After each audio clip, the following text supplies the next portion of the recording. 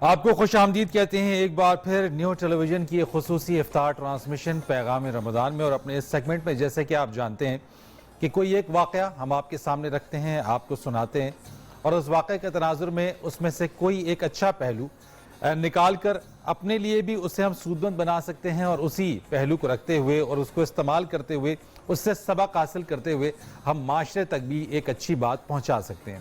آج جو واقعہ آپ کے سامنے ہم رکھنے جا رہے ہیں وہ ہے برطانوی وزیر اعظم سر ونسٹن چرچل کے حوالے سے، اور یہ بات آپ جانتے ہوں گے کہ سر ونسٹن چرچل جب وہ برطانوی کابینہ کے رکن جب وہ بنے اس سے پہلے وہ مارننگ پوسٹ کے لیے وہ ایک نامہ نگار تھے، صحافی تھے، اور رپورٹنگ کر رہے تھے۔ 1899 میں 11 اکتوبر 1899 میں بوئر جنگ ہوئی، جنگ بوئر، جو کہ افریکنز اور پھر جو برٹن ہے ان کے درمیان لڑی گئی، اور جو یہ واقعہ تھا یہ نریٹ یا یہ جو سنایا اس واقعے نے سابق ساؤتھ افریقی وزیر اعظم تھے جان کرسچن سمٹس، انہوں نے یہ واقعہ سنایا، اور یہ واقعہ اس وقت سنایا جب سر ونسٹن چرچل اپنے عروج پر تھے، ان کا عروج تھا، اور واشنگٹن کے اندر ایک ڈنر پہ انہوں نے اس واقعے کو سنایا۔ واقعہ کچھ اس طریقے سے تھا کہ جب جنگ بوئر ہو رہی تھی تو سر ونسٹن چرچل کچھ برطانوی سپاہیوں کے ساتھ قید کر لیے گئے، ان کو لے کر بند کر دیا گیا، وہی سلوک روا رکھا گیا۔ وہ نہیں جانتے تھے جو کہ جہاں پہ جو افریکنز تھے، افریقی تھے، ان کو نہیں معلوم تھا کہ یہ ایک صحافی ہیں۔ جب ان کو قید کیا گیا تو ان کے ساتھ بھی وہی سلوک کیا گیا جو کہ جنگی قیدیوں کے ساتھ جس طریقے سے کیا جاتا ہے، لیکن عام طور کے اوپر جو بین الاقوامی جو قوانین ہیں، صحافی کو قید نہیں کیا جا سکتا۔ سر ونسٹن چرچل نے اسی طور پہ جیل سے جو ہے وہ خط لکھا، اور اس وقت جو وہاں پہ جو اعلیٰ حکام تھے ان سے یہ درخواست کی کہ ان کو فوراً رہا کیا جائے۔ جب جان کرسچن سمٹس انہوں نے یہ بتایا کہ جب یہ خط ان کے پاس پہنچا اور انہوں نے اس بارے میں کوششیں جب شروع کی تو اسی دوران اس میں کچھ تاخیر ہوئی، اور اس تاخیر کے دوران ہی سر ونسٹن چرچل کسی طور انہوں نے کچھ اس طریقے سے حکمت عملی اختیار کی کہ وہ جیل سے فرار ہونے میں کامیاب ہو گئے۔ جب وہ جیل سے فرار ہو گئے تو جس وقت یہ واقعہ سنایا جا رہا تھا تو اس واقعے پر سر ونسٹن چرچل نے کہا، اس درمیان اس واقعے کو جب سابق ساؤتھ افریقی وزیر اعظم اس واقعے کو سنا رہے تھے تو انہوں نے کہا کہ آپ نے اچھا ہی کیا کہ میری جو رہائی تھی اس میں آپ نے تاخیر کی، اور اس تاخیر سے اگر آپ اس کو جلدی کرتے، میری رہائی کے جلدی اقدامات اٹھاتے تو مجھے 9,000 پاؤنڈ کا نقصان ہو جاتا۔ تو جان کرسچن نے کہا کہ وہ کیسے، آپ کو 9,000 پاؤنڈ کا نقصان کیسے ہو جاتا؟ تو سر ونسٹن چرچل نے کہا کہ جب میں وہاں سے فرار ہوا جیل سے تو اس کے بعد میں نے اپنے قید ہونے سے لے کے جیل سے فرار تک کی جو پوری ایک کہانی ہے اس کو کہانی میں بیان کیا، نریٹ کیا، لکھا، اور ایک رسالے کو 9,000 پاؤنڈ میں اسے بیچا، اسے فروخت کیا۔ تو اگر آپ میری رہائی کے جلدی اقدامات اٹھا لیتے، اگر آپ مجھے جو ہے وہ رہا کروا دیتے، فوراً مجھے رہائی مل جاتی تو مجھے یہ کہانی لکھنے کا موقع نہ ملتا اور میں 9,000 پاؤنڈ کا میرا نقصان ہو جاتا۔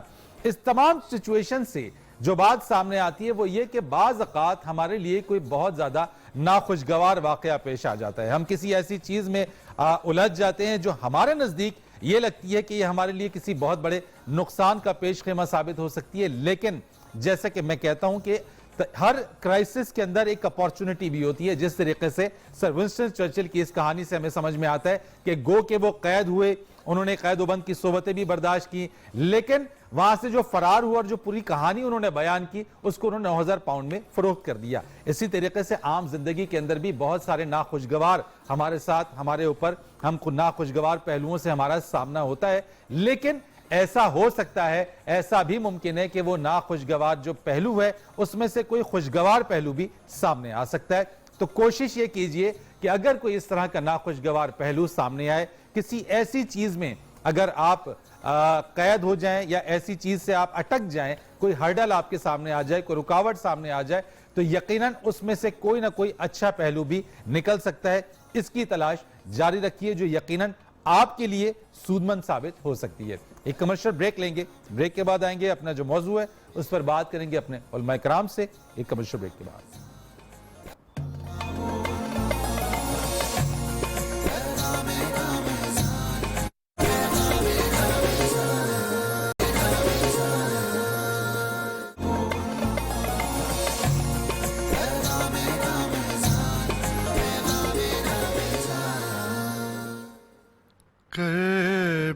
کے آشیانے کی کیا بات ہے، کرم کے آشیانے کی کیا بات ہے، آپ کے آستانے کی کیا بات ہے۔ ایک گھر جو ملے شہر سرکار میں، ایک گھر جو ملے شہر سرکار میں، ایک گھر جو ملے شہر سرکار میں، پھر تو ایسے ٹھکانے کی کیا بات ہے، پھر تو ایسے ٹھکانے کی کیا بات ہے، آپ کے آستانے کی کیا بات ہے۔ فاطمہ اور علی پھر حسین و حسین، فاطمہ اور علی پھر حسین و حسین، فاطمہ اور علی پھر حسین و حسین، مصطفیٰ کے گھرانے کی کیا بات ہے، مصطفیٰ کے گھرانے کی کیا بات ہے، آپ کے آستانے کی کیا بات ہے۔ بہت سے نانے ان کے نواسے بھی ہیں، بہت سے نانے ان کے نواسے بھی ہیں، بہت سے نانے ان کے نواسے بھی ہیں، پر ابن حیدر کے نانا کی کیا بات ہے، ابن حیدر کے نانا کی کیا بات ہے، آپ کے آستانے کی کیا بات ہے۔ سوئی گم جو ہوئی روشنی چھا گئی، سوئی گم جو ہوئی روشنی چھا گئی، سوئی گم جو ہوئی روشنی چھا گئی، آپ کے مسکرانے کی کیا بات ہے، آپ کے آستانے کی کیا بات ہے۔ ماشاءاللہ، بہت ہی خوب، بہت خوبصورت کلام آپ نے پیش کیا۔ گفتگو کو آگے بڑھاتے ہیں جناب، بالکل بڑھا رہے ہیں، وقت بھی کم رہ گیا، افطار کی طرف ہم بڑھ رہے ہیں آہستہ آہستہ۔ ہما صاحبہ سے گفتگو کو آگے بڑھاتے ہیں۔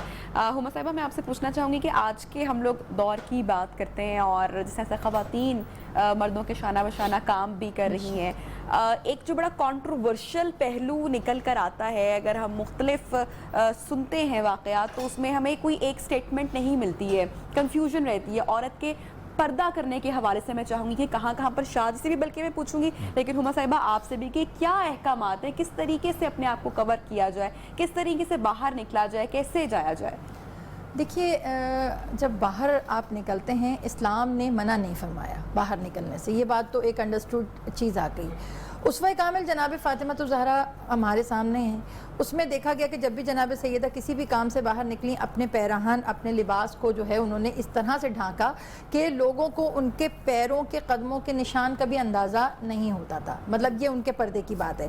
لیکن اب جب ہم آج کے دور کی بات کریں تو اسلام وہی ہے, اسلام تبدیل نہیں ہوا. پردے کے احکام جو رب العزت نے سورہ نور میں اتار دیے اور جو پروردگار عالم نے سورہ نساء کے اندر عورتوں کے لیے جو ایک پیٹرن دے دیا وہ کبھی تا حیات چینج نہیں ہوگا. جیسے ہم سنتے ہیں کہ سر کا ایک بال نہ دکھے, آپ کی آنکھیں نہ دکھے, آپ کے جسم کا کوئی سکن نہ دکھے, مختلف جگہوں پہ مختلف چیزیں.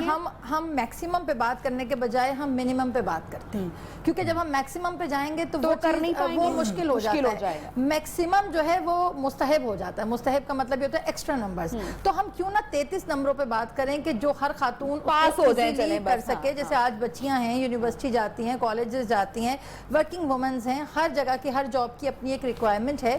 تو انہوں نے بتا دیا کہ کوئی لباس جو پردہ ہے اس کا مقصد کیا ہے کہ آپ کے جو بال ہیں وہ ڈھکے ہوں. چہرے کا پردہ جو چہرہ ہے اس کا واجب نہیں ہے, مستحب ہے. مطلب چہرے کا ڈھانپنا واجب نہیں ہے, مستحب ہے. لیکن اگر آپ چہرہ مزین کر لیتے ہیں, خوبصورت لگ رہے ہوتے ہیں, تو پھر آپ پر ڈھانکنا واجب ہو جاتا ہے. یہ جو پردے کی بات ہے, کیا اس چیز کو امپلیمنٹ کر کے بھی جو ہے وہ معاشرے میں جو کردار سازی ہے, خواتین کا جو رول ہے, کیا یہ بھی ایک بڑا امپورٹنٹ رول پلے کر سکتا ہے ہماری سوسائٹی کے بلڈنگ میں؟ دیکھیے, خالی پردے کو آپ مورد الزام نہیں ٹھہرا سکتے, یا خالی پردے کو میں الزام نہیں دے رہا. میرا مطلب خالی پردے کو آپ اصلاح کا فیکٹر نکل جائے گا. میں کہہ رہا ہوں کہ ایک جو رول ہے نا, چونکہ ہم بات کر رہے ہیں خواتین کے رول کے حوالے سے, رول میں تو بہت سارے ایلیمنٹس ہیں, میں اس کی ایک کمپوننٹ کی بات کر رہا ہوں کہ کیا یہ والی چیز جو سوال تھا ابھی کہ وہ کمپوننٹ بھی جو ہے وہ ایک معاشرے کی کردار سازی میں پردہ جو ہے, میں آپ کی بات انڈرسٹینڈ کر گئی, اس میں مطلب ایک فیکٹر پردہ ہو سکتا ہے, لیکن اوور آل معاشرہ جو ہے وہ پردے سے اصلاح نہیں آ سکتا. کمپوننٹ, میں نے کمپوننٹ اسی لیے آپ کا لفظ بالکل ٹھیک ہے استعمال کیا. دیکھیے, پردے سے یہ ہوگا کہ ٹھیک ہے خاتون پردے میں آ رہی ہے, لیکن جب تک ہم مینٹالٹی چینج نہیں کریں گے, مردوں کی سوچ چینج نہیں کریں گے, معاشرے کی تھنکنگ چینج نہیں کریں گے, میڈیا سے جو پیغام جا رہا ہے اس کو ہم تبدیل نہیں کریں گے, تو خالی ایک عورت کو برقع پہنا کر سامنے کھڑا کر دینے کا فائدہ نہیں ہوگا. دیکھیں, قرآن مجید فرقان حمید میں اللہ تعالیٰ نے نا پردے کے حکامات نازل فرمائے ہیں, اور اس میں دو حصے ہیں, ایک ہوتا ہے حجاب اور ایک ہوتا ہے نقاب.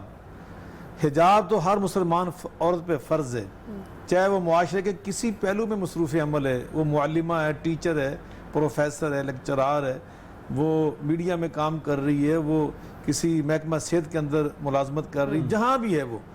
تو حجاب کرنا, جیسے ابھی ہمارا بیان ہے, یہ اس کو حجاب کہتے ہیں کہ آپ پورا قرآن پاک میں اللہ فرمایا یا ایھا النبی قل لازواجک و بناتک و نساء المؤمنین یدنین علیہن من جلابیبہن. اللہ یہ قرآن پاک میں ارشاد, سورہ الاحزاب کا آخری رکوع ہے, آخری رکوع سے پہلا رکوع ہے. اس طرح اللہ تعالیٰ نے سورہ نور میں ارشاد فرمایا ولا یبدین زینتہن الا ما ظہر منہا ولا یبدین زینتہن الا لبعولتہن و آبائہن, آخر تک یہ پوری آیہ مبارکہ ہے. تو اللہ تعالیٰ نے حجاب جو ہے یہ ہر مسلمان عورت پہ فرض کی ہے. جہاں تک تعلق ہے نقاب کا, نقاب ہوتا ہے چہرے کو ڈھانپنا.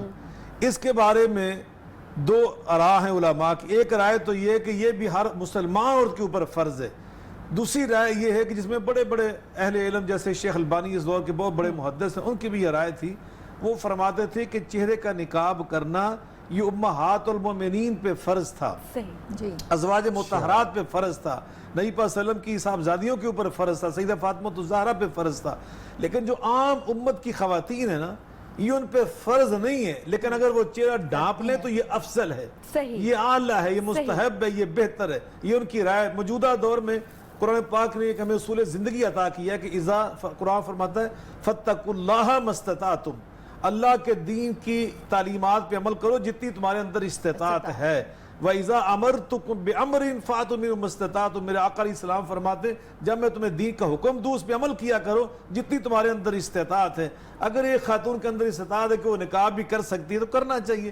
اگر استطاعت نہیں ہے, اس کی مجبوری ہے کاروبار کے لحاظ سے, ملازمت کے لحاظ سے, تو کوئی پابندی کسی یورپ کے معاشرے میں رہنے کے اعتبار سے, نقاب اس پہ فرض نہیں ہے. یہ بہت سارے اہل علم کی رائے ہے. بہت بڑا باریکی یہ نقطہ ہے. البتہ حجاب جو ہے یہ فرض ہے. حجاب میں کوئی دوسری رائے نہیں ہے. حجاب سے کوئی عورت مستثنا نہیں ہے سوائے ان عورتوں کے جو بوڑھی ہو جائیں. اللہ قرآن میں فرماتا ہے جو بوڑھی ہو گئیں لا یرجون نکاحا, ان کا اب نکاح ہی نہیں ہو سکتا ہے شادی نہیں ہو سکتی, یعنی اتنی بوڑھی ہو گئی ہیں دادی نانی اس طرح کی بن گئی. میں ایک صرف ایک جملہ کہنا چاہ رہی تھی کہ بچیوں کے لیے میں آسان کر دوں جو یونیورسٹی جاتی ہیں کہ جو کرنا بھی چاہتی ہیں اور مطلب آج کل کے سرکمفرانسز میں کر بھی نہیں پا رہی ہوتی, آسان سی ڈیفینیشن یہ ہے کہ ایک ایسا لباس پہنیں جن سے ان کے بدن کے خد و خال ظاہر نہ ہوں, نظر نہ آئیں, اور اس کے بعد اپنے جو سر ہے حجاب ہے بالوں کو کور کریں, اور جتنا چہرہ آپ وضو میں دھوتے ہیں وہ چہرہ آپ کھول سکتے ہیں, مطلب جس طرح یہ چن سے لے کر یہ سارا جو کور یہ اتنا اگر آپ نے کھول لیا, اور اس کے بعد آستینوں میں آپ کی کلائیوں سے جیسی یہ کور اپ ہے اتنی آستینیں اگر آپ پہن لیتے ہیں تو, اور بعض جو مفتیان ہیں ان کے مطابق پیروں کا پردہ واجب ہے اور بعض تھوڑی سی فلیکسیبلٹی کہتے ہیں, تو جب آپ یہ ساری چیزیں کر لیتے ہیں تو آپ کا حجاب کامل ہو جاتا ہے. مطلب یہ حجاب ضروری نہیں ہے کہ برقعے کو ہی حجاب سمجھا جائے, لباس کا پیراہن میکسی فراک اس طرح کی ڈھیلی آپ بنا لیں کہ جس میں آپ کا پیراہن آپ کے خد و خال حجاب کامل, بہت خوبصورت ورڈ آپ نے مطلب وہ مکمل ہو جاتا ہے, لیکن وہ مزین نہ ہو. اگر آپ نے مہندی لگائی ہے, نیل پالش لگائی ہے, چہرے پہ میک اپ کیا ہوا ہے, پھر ہاتھوں کا ڈھانپنا, چہرے کا ڈھانپنا, پاؤں خوبصورت ہیں, پاؤں کا ڈھانپنا آپ پہ واجب ہے, اس کو کلیئر کر لیجئے. مطلب اس کو ہم ریلیکس نہیں کر سکتے, اس میں کوئی دوسری رائے نہیں ہے. ولا یبدین زینتہن, وہ اپنی زیب و زینت کو ظاہر نہیں کر سکتی, ظاہر نہیں کر. اب زیب و زینت ہوگی تو پھر اس کو ڈھانپنا فرض ہے. اچھا, مختلف چیپٹرز بھی ہم نے کھولنے ہیں, وقت ہمارے پاس بہت کم رہ گئے, تو کلام ہم قریشی صاحب سے ذہن میں اور بہت سارے سوالات ہیں, کل کریں گے جس چیز کے اوپر چھٹی دینی ہے. بالکل بالکل جی, آپ سے بھی ہم اجازت چاہیں گے, انشاءاللہ کل ہما صاحبہ آپ سے ملاقات ہوگی. دیکھیں نا وقت کا نہیں پتا چلا نا کہ اب جو ہے وہ ہما صاحبہ کے جانے کا بھی وقت ہو رہا ہے, تو قریشی صاحب کا کلام دے دیتے. قریشی صاحب کیا سنائیں گے, کوئی خوبصورت سا کلام سنا دیتے. کرتا ہوں جی.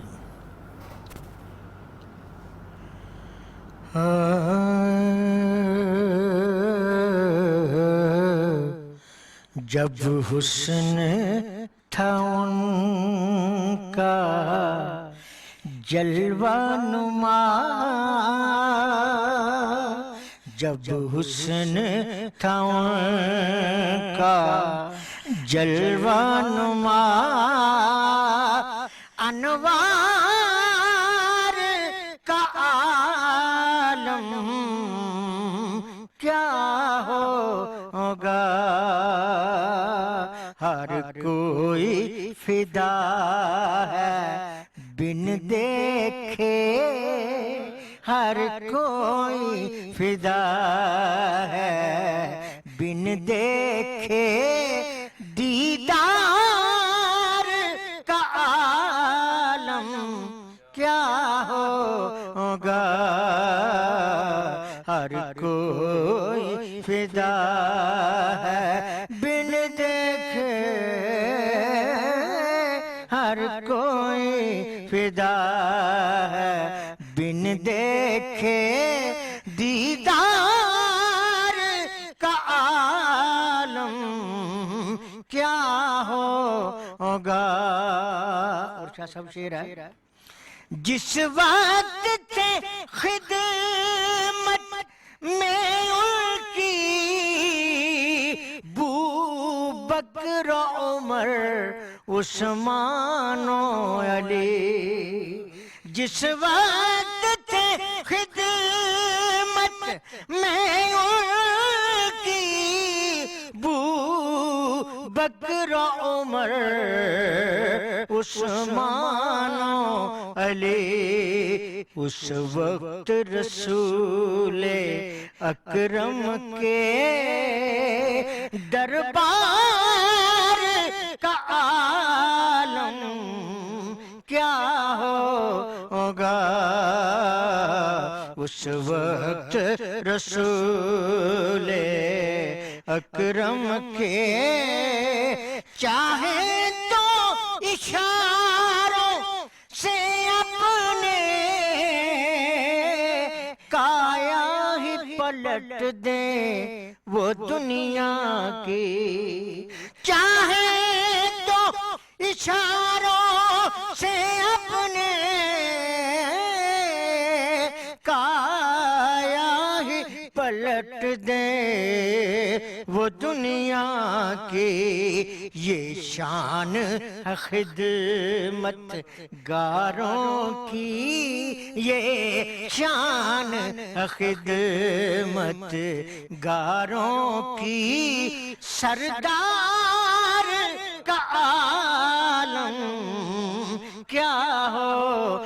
ہوگا ہر کوئی فدا ہے بن دیکھے کہتے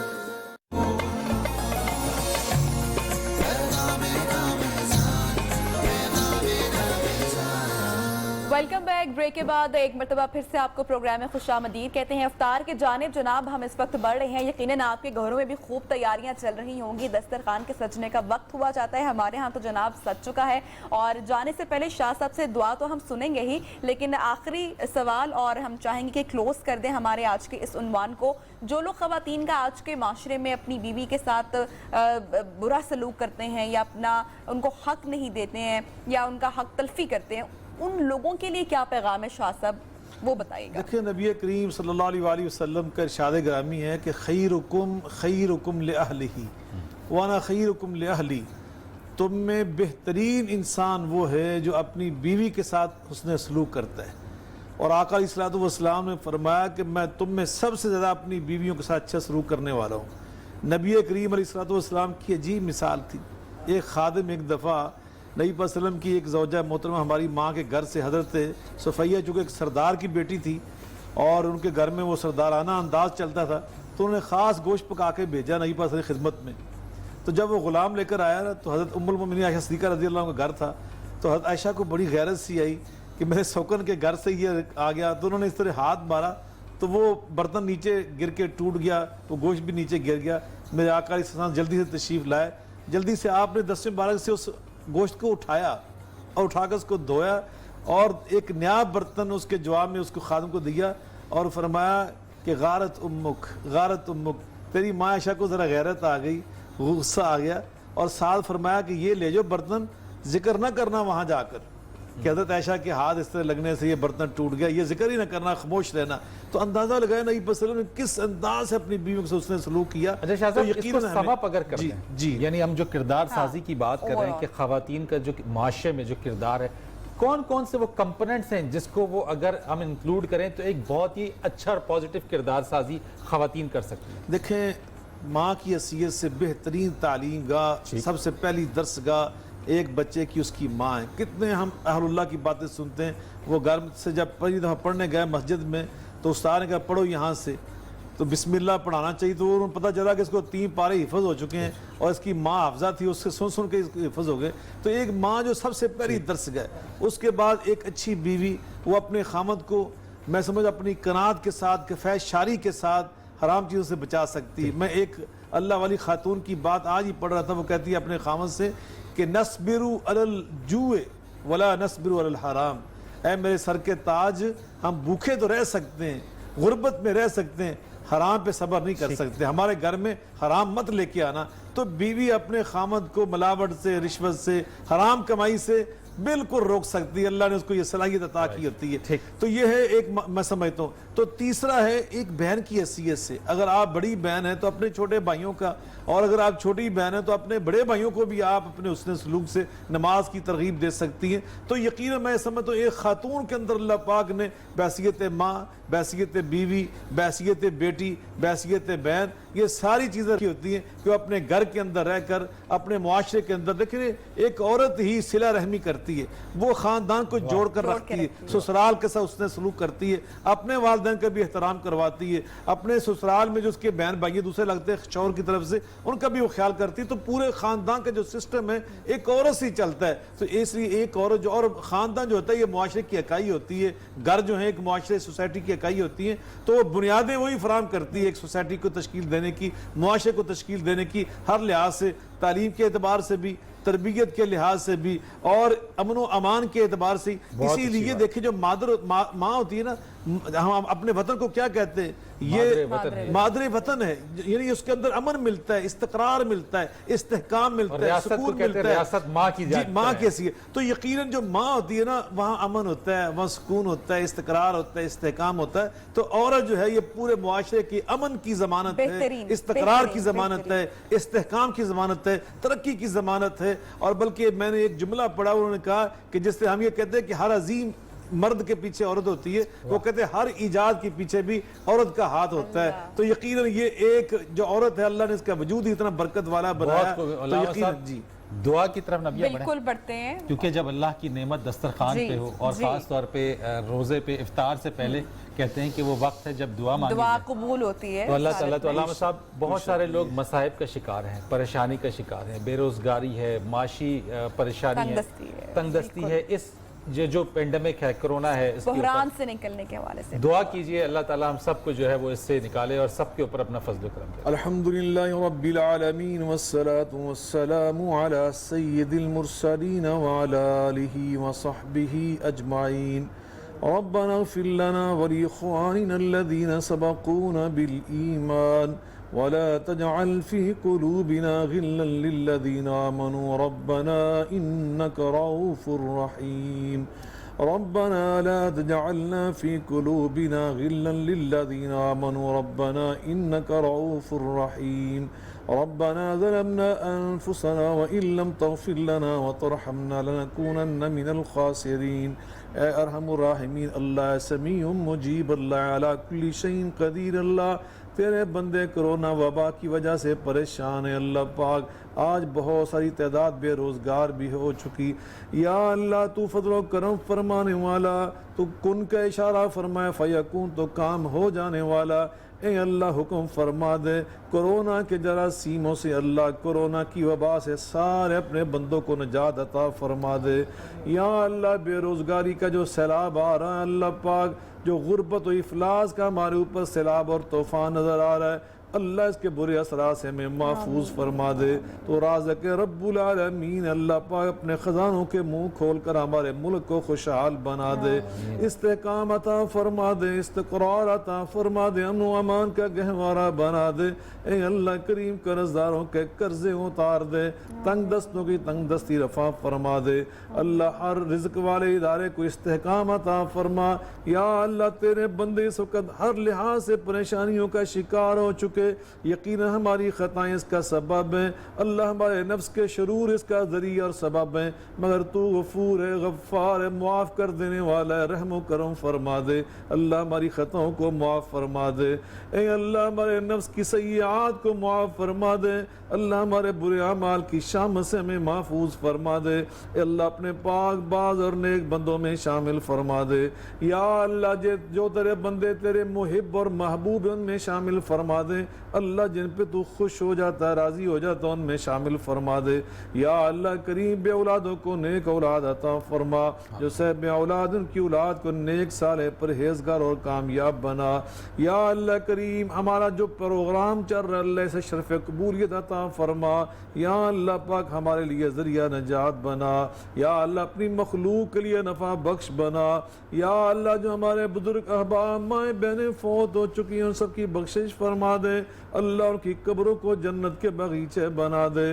اللہ پاک ان کے ساری سیئات درگزر فرما لے. یا اللہ جو بیماروں نے صحت کاملہ عاجلہ عطا فرما. یا اللہ میں بار بار زندگی میں حرمین شریف کی زیارت نصیب فرمانا. یا اللہ مکہ مدینہ کی حاضریہ نصیب فرمانا. قیامت کے دن حضور نبی کریم صلی اللہ علیہ وآلہ وسلم کی شفاعت نصیب فرمانا. آپ کے مقدس مبارک ہاتھوں سے جام کوثر نصیب فرمانا. آپ کے پرچم مبارک کا سایہ نصیب فرمانا. پل صراط پہ کامیابیاں عطا فرمانا. اولیاء کرام، بزرگان دین، شہداء، صحابہ، اہل بیت اطہار، نبیوں صدیقوں کا ساتھ نصیب فرمانا. وصلی اللہ تعالی علی خیر خلقی محمد وعلی آلہ وصحبہ وعلی بیتہ اجمعین برحمتک یا ارحم الراحمین. آمین ثم بہت ہی خوبصورت دعا علامہ صاحب آپ نے کرائی اور اللہ تعالیٰ یہ دعا کو قبول کرے. بالکل آمین. اور ہمارا جو تمام لوگ اس دعا میں شریک ہوئے اللہ تعالیٰ ان تمام لوگوں کی بھی جو دعا ہم نہیں مانگ سکے وہ تمام دعائیں قبول کر سکے. اللہ تعالیٰ ہماری تمام جائز دعاؤں کو قبول کرے. بالکل، جس کی آمین قبول ہو اس کی آمین کے صدقے سے ان تمام دعاؤں کو قبول کرے. اسی کے ساتھ لاہور اور اس کے مضافات میں اذان مغرب کا وقت ہوا چاہتا ہے. باقی جو جگہیں ہیں، باقی جو شہر ہے، وہاں پہ لوگ اپنے اپنے وقت کے مطابق جو ہے وہ روزہ اذان افطار مغرب کریں گے. کے مطابق روزہ افطار کریں. اسی کے ساتھ ہماری اس ٹرانسمیشن کا وقت ختم ہوتا ہے. اپنا فیڈ بیک آپ ضرور دیجیے گا. ہمیں اجازت دیجیے، کل آپ سے پھر ملاقات کریں گے انشاءاللہ کچھ نئے موضوعات کے ساتھ. ہمارے ساتھ علماء کرام نعت خواہ ہوں گے. اجازت تب تک دیجیے. اپنا اور اپنے پیاروں کا بہت سارا خیال رکھیے اور ہمیں دعاؤں میں یاد رکھیے گا. اللہ حافظ.